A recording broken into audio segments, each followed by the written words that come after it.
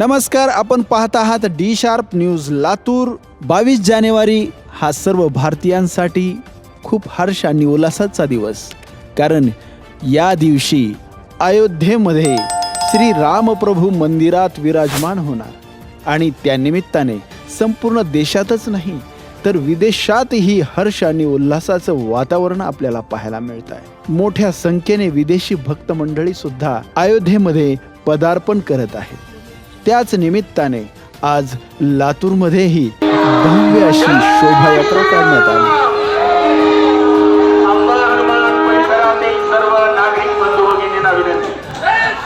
वीर हनुमान मंदिर केशवनगर या ठिकाणाहून निघालेली ही शोभायात्रा आपल्या परिसरात आलेली आहे। आपण या शोभायात्रेमध्ये सहभागी व्हावं, शोभायात्रेचं स्वागत करावं अशी आपल्याला विनंती आहे। आबाल वृद्धापासून सर्वांनी या शोभायात्रेमध्ये सहभाग नोंदवला होता। रांगोळीने सर्व रस्ते सज्ज झाले होते, सजले होते आणि जसं की रामप्रभूचं स्वागत करत होते।